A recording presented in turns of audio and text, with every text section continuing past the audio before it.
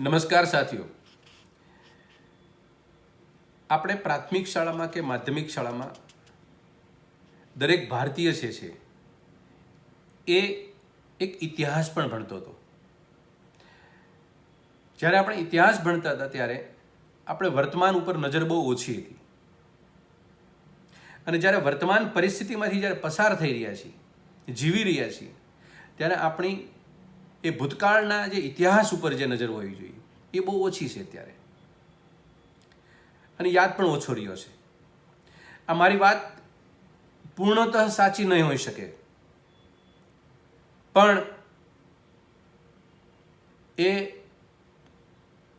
પરિસ્થિતિ અને અનુરૂપ આજે આપણે અવગણવા જેવી પરિસ્થિતિ પણ નથી. આ વાતને વાસ્તવિકતા આપણે સ્વીકારીએ.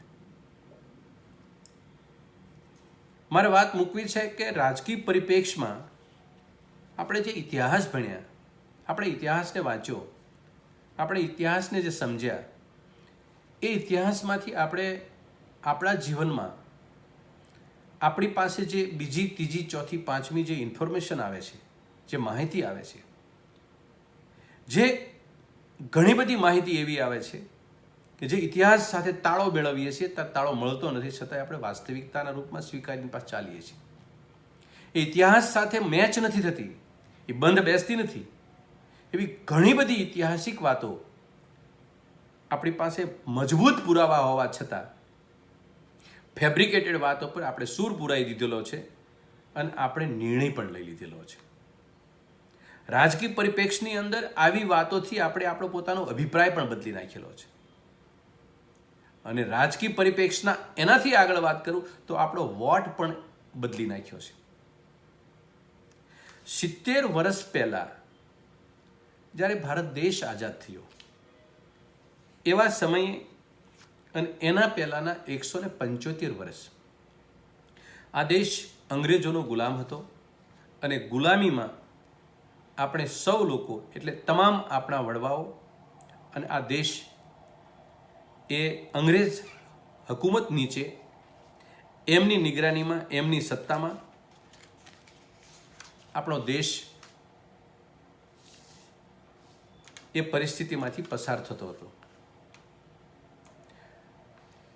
હું અહીંયા એ વાત મૂકવા માંગુ છું, અને આ મારી વાત કરવા પાછળનો મુદ્દો એક શબ્દ ઉપર છે, એ છે વિચારધારા. મને તમને વિચાર આવે કે ઇતિહાસનું પાનું જ્યારે આપણે ફંફોળતા હતા એ વખતે, ત્યારે 175 વર્ષની મૂળિયા નાખી ગયેલી એ અંગ્રેજ સલ્તનત એ રાતના 12 વાગે 1947ની 15મી ઓગસ્ટે એ ભાગી કેમ ગઈ? એવી કઈ વિચારધારા એના ઉપર પ્રભાવી થઈ કે એને ભાગવું પડ્યું? આ વિચારધારાનો જો આપણે પોસ્ટમોર્ટમ કરીએ, આ વિચારધારા ઉપર જો આપણે થોડોક અભ્યાસ કરીએ, તો એટલા બધા પ્રશ્નોનું સમાધાન છે અંદર, એટલા બધા પ્રશ્નોનું સમાધાન છે કે ફેબ્રિકેટેડ આવનારા સમયમાં આવતી દરેક વાતનું એનું પ્રોટેક્શન કરશે. આવું એક વિશ્વાસથી વાત કરું છું. એ વિચારધારાથી, અને એક વિચારધારા નીચે આખો દેશ જૂતરાણો, આખો દેશ એક વિચારધારા સાથે આખો દેશે સૂર પુરાયો, સહમત થયો. એ વિચારધારા સાથે એ દેશમાંથી અંગ્રેજો ભાગી ગયા. એ વિચારધારા સાથે તાલ મિલાવતા મિલાવતા આ દેશની અંદર લોકશાહી થપાણી. એ વિચારધારા સાથે આગળ વધતા વધતા આ દેશના 556થી વધુ રજવાડાઓ એના અંદર મણકાની જેમ પરોવાઈ ગયા, અને લોકશાહી વિશ્વની સૌથી મોટી લોકશાહીની સ્થાપના પણ થઈ. એ જ વિચારધારાએ 70 વર્ષના શાસન પછી આપણે તે દિવસે ધાનમાં, અન્નમાં કોઈ જગ્યાએ આપણે સ્વાવલંબી નહોતા, પરાવલંબી હતા. આપણે સ્વાવલંબી બન્યા, એટલે ખાવાનું ઠેકાણું નહોતું. એ આપણને ભરભેટ આપણે જમી પણ નહોતા શકતા, આપણા થાળીમાં અન્ન નહોતું. ત્યારથી શરૂઆત કરો, અને આપણે 5 મહાસત્તામાં આપણું નામ અંકિત થયું હોય તો આ વિચારધારા કઈ? આ વિચારધારા એવી કે આ દેશને એક અખંડિત થયો, એક સૂત્રે બંધાણો, સાર્વભૌમત્વ મળ્યું, સન્માન મળ્યું. આ દેશની જે આન બાન ને શાન, એ નાગરિક પોતે હું છું અને હું ભારતીય છું અને મારી સરકાર છે, ભારતીયની સરકાર છે, આ ગુણગાન ગાવા માટે એની પાસે વિશ્વાસ વધ્યો, સત્તા હાથમાં આવી. આ વિચારધારા કઈ? આપણે નિર્ભય બન્યા, આપણને આત્મસન્માન મળ્યું. આ વિચારધારા કઈ? આ એવી કઈ વિચારધારા હતી કે જેમાંથી અંગ્રેજો ભાગી ગયા અને આપણે આ પ્લેટફોર્મ ઉપર આવી ગયા? મારો પ્રશ્ન હજી ત્યાં જ છે કે આ વિચારધારા કઈ? આ વિચારધારા એવી એક વિચારધારા કે આખો દેશ જ્યારે એની સાથે સંમત થઈ ગયો, એ વિચારધારામાં બધા લોકો એને પોતાના સુર પુરાવા માંડ્યા. કોઈ વાત નહીં, કોઈ વિવાદ નહીં. ત્યારે મને એક પ્રશ્ન ઉભો થાય કે આ વિચારધારાના પાયાના સ્થાપકો હતા, જે વિચારને પક્યો હતો, જે વિચારને મજબૂત બનાવ્યો હતો, એક હથિયાર બનાવ્યો હતો, જે તમારી 12 બોરની ગોળી પણ કામ ન કરે, એ વિચાર, એક શબ્દ એના માટે સોસરવો નીકળતો હતો. આ દેશને એક સૂત્રે બાંધવાનું, આ દેશને આઝાદી આપવાનું, આ દેશને સ્વાવલંબન કરવાનું, આ દેશની અખંડિતતા સાબિત કરવાની, આ દેશની એકતા ઊભી કરવાની, આ દેશના સીમાડાઓ પેક કરી નિર્ભય બનાવવાનું. આ કઈ વિચારધારા? આ સવાલ સૌનો એક ભારતીય તરીકે મારો છે કે આ વિચારધારા ઉપર આપણે પોસ્ટમોર્ટમ કરવાની જરૂર છે ખરી? જો હા હોય તો આપણે આ વિચારધારાને મેચ્યોરિટી બેઝ પરિપક્વ બનાવવી પડે અને આપણા માનસમાં એક દેશના એક નાગરિક તરીકે, હું જે દેશમાં રહું છું, હું દેશની ભૂમિ ઉપર ચાલું છું, હું દેશની અંદર હવા લઉં છું, પાણી લઉં છું, ખોરાક લઉં છું, આ દેશનું પાકેલું અન્ન ખાઉં છું, ત્યારે મારી નૈતિક ફરજનો ભાગ કમસે કમ એટલો હવે કે હું કઈ વિચારધારા સાથે મારો તાલમેલ કરું છું.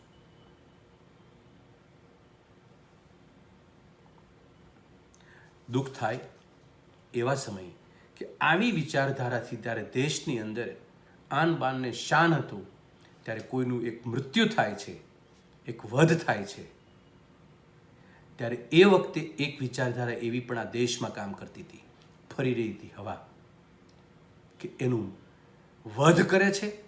એ વિચારધારા એ વધ કર્યા પછી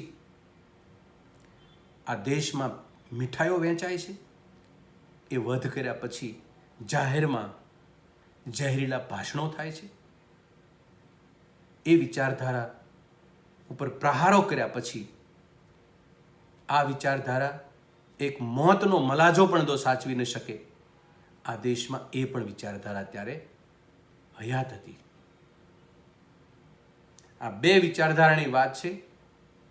રાજકીય પરિપ્રેક્ષમાં આને જોવાને બદલે એક વૈચારિક તરીકે, એક નાગરિક તરીકે આ બે વિચારધારા, ચાહે કોઈ નાગરિક તરીકે કીડો મકડો મરે તો પણ આપણા મનમાં આપણો પગ ઊંચો થઈ જાય અને આહ નીકળી જાય, એ માનસિકતા ધરાવનારો ભારતીય નાગરિકની માનસિકતા, એની સંવેદના, એ માણસનું વધ કરે, એ વિચારધારાનું વધ કરે અને એ વિચારધારાના વધ કર્યા પછી વિચારધારાના વધ પછી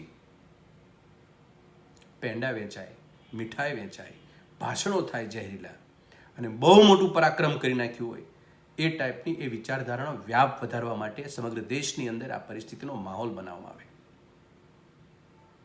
મિત્રો, મારી એક સમજ એવી કહે છે કે જો આ વિચારધારા 70 વર્ષે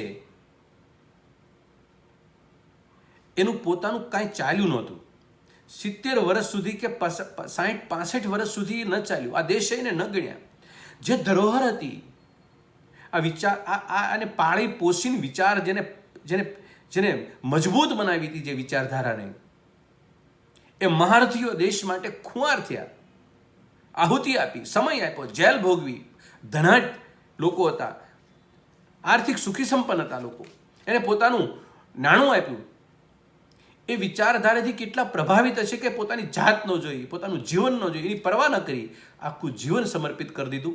એવા લોકો અને ક્યાં અત્યારે દોઢ પગવાળા ટૂંકા વામન લોકો કે જે આ વિચારધારાના નશ્યતમાં પેંડા વેચે છે, મીઠાઈ વેચે છે.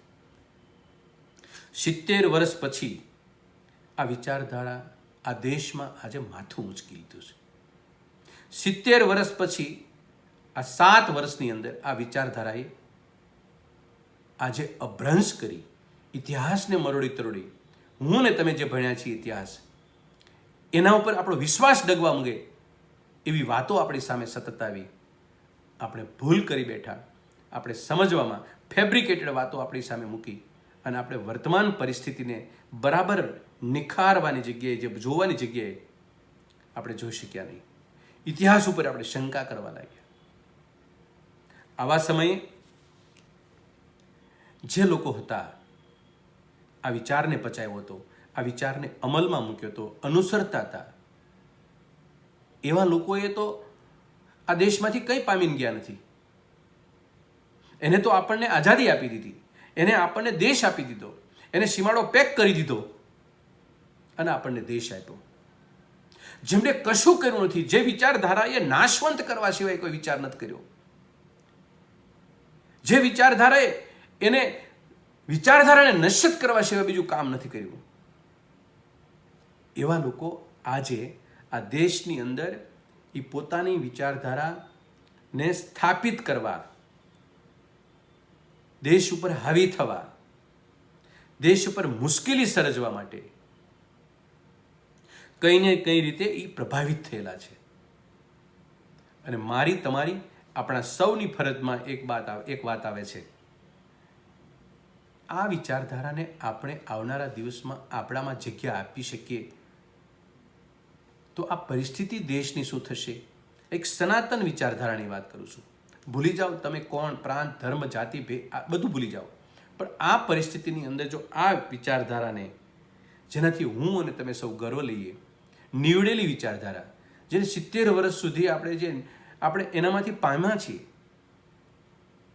એ વિચારધારાની સામે આપણે અન્ય વિચારધારા, એક વોટ્સઅપ યુનિવર્સિટીનો ફેબ્રિકેટેડ મેસેજ આવે, મનને હલાવી નાખે, એમાંથી અનેક પૈકીના 1, 2, 5% લોકો આ વાતને સમજવા માંડ્યા, અભ્રંશ થયો વાતને, અને પરિસ્થિતિ દેશ માટે નાજુક બનવાની શરૂઆત થઈ ગઈ. 70 વર્ષમાં, 7 વર્ષમાં આ છેલ્લા આ લોકો હાવી થવાની શરૂઆત થઈ. જે વિચારધારા માટે દેશને ઊભો કરવામાં, દેશને એક સૂત્રે બાંધવામાં, દેશને પોતાનું સાર્વભૌમત્વ અને સન્માન આપવામાં, આપણને સૌને આ કક્ષાએ પહોંચાડવા માટે જેનું એક તસુભાર પણ એનું યોગદાન નથી, જે માત્ર ને માત્ર કદમબોચી કરનારા લોકો હતા, એ વિચારધારાને એ મજબૂત પાળી પોષીને મોટી કરતા હતા. દેશને તોડવાનું કામ કરવા સિવાય બીજું કોઈ કામ એ વિચારધારા ન કરી શકે. આજે સત્તારૂઢ છે. પ્રશ્ન અહીંયા એ છે કે આપણી પાસે બે વાત બહુ મજબૂતાઈથી આપણે ઇતિહાસમાં ભણ્યા. આપણું સનાતન શાસ્ત્ર કહે છે કે એક સત્ય અને એક વચન, એટલે સત્ય વચન. સત્ય શબ્દ ઉપર આપણે જો આગળ વધવાનો પ્રયત્ન કરીએ તો રાજા હરિશ્ચંદ્રને આપણે યાદ કરીએ કે એ સત્યવાદી હતા. એને સત્ય માટે થઈને એને આખી પરિવારની ખુમારી કરી. એટલે એ આપણા માટે માઇલસ્ટોન છે કે સત્ય શબ્દ પ્રયોગ કરવા માટે આપણા જીવનને વણવું હોય તો સત્યને આપણે રાજા હરિશ્ચંદ્ર ઉપર આપણે નજર કરીએ અને ઇતિહાસના પાના ઉપર વાંચેલી વાતને આપણે કંઈ ને કંઈ જીવનમાં અનુસરવાનો એક પ્રયત્ન કરીએ. અને બીજો સત્ય પ્રયોગ આપણે એ કરીએ કે મહાત્મા ગાંધીજીને હતી, એ સત્યાગ્રહી હતા, એ સત્યવાદી હતા, આ સત્યાગ્રહી હતા. આ સત્ય સમજવા માટે આ બે એવી હસ્તીઓ હતી. અને એના ઉપર આપણને વચન શબ્દ યાદ આવે કે સત્યનું પણ એક વચન હોય. એ વચન આપણને રઘુકુળમાંથી મળેલું.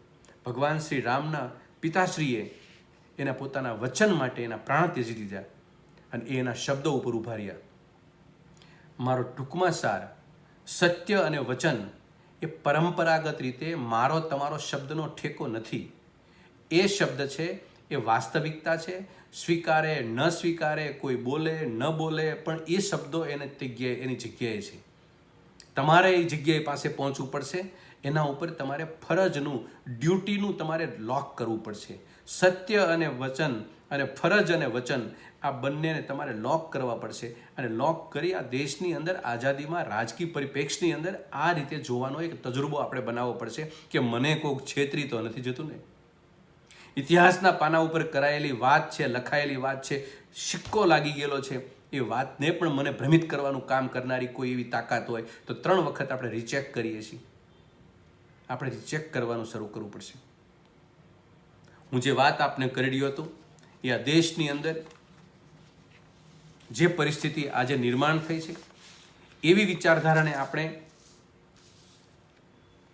સમર્થન ના આપીએ, એ વિચારધારાને આપણે આગળ ન કરીએ, એ વિચારધારાને આપણે નશ્યત કરીએ. આવનારા સમયની અંદર આપણી પાસે પડકારો છે કે કઈ વિચારધારા સાથે આપણે બેસવું, કઈ વિચારધારા સાથે આપણે આપણું જીવન વ્યવહારની અંદર આપણે એને આગળ કરવી, કઈ વિચારધારાની અંદર આપણે રાજસત્તાના પરિપ્રેક્ષની અંદર આપણે જોવાનો એક તજુર્બો આપણે ડેવલપ કરીએ. રાજસત્તા એક એવી વસ્તુ છે, એક વિચારધારાથી કોણ માણસ ત્યાં બેઠો છે, કોણ સત્તારૂઢ છે, કઈ એની વિચારધારામાંથી આવે છે, કઈ વિચારધારાથી એનું પરિણામ છે, એનો ઇતિહાસ શું છે, આપણે આવું કશું જોયું નથી. અને એક વર્ગે એને એવી રીતે મોટું આસન આપ્યું કે આજે 7 વર્ષની અંદર આપણી પરિસ્થિતિ જે છે એ ઇતિહાસ સાથે સરખાવશું એ વિચારધારાને તોડી મરોડી અને આ જે વિચારધારા છે એ તોડી મરોડીને બેસીને સત્તારૂઢ થયા છે. આવા લોકોને આપણે ગર્ભિત રીતે થોડુંક આત્મમંથન, ઇતિહાસ ઉપર નજર કરી વર્તમાન પરિસ્થિતિની સાથે સરખાવી અને ખરેખર આપણા ભવિષ્ય માટે, આ દેશના ભવિષ્ય માટે, આ દેશની અખંડિતતા માટે, આ દેશના સાર્વભૌમત્વ માટે, દેશનો સીમાડો પણ સુરક્ષિત રહે, દેશ અંદરથી પણ સુરક્ષિત રહે, એ વિચારધારા કઈ 1947 વાળી વિચારધારા જે લોકો લડ્યા હતા એ વિચારધારા આ દેશના વિકાસ માટે વધુ મદદરૂપ થઈ શકે કે ફાયદામંદ રહે, કે આજની 7 વર્ષની સત્તારૂઢ લોકોની જે વિચારધારા છે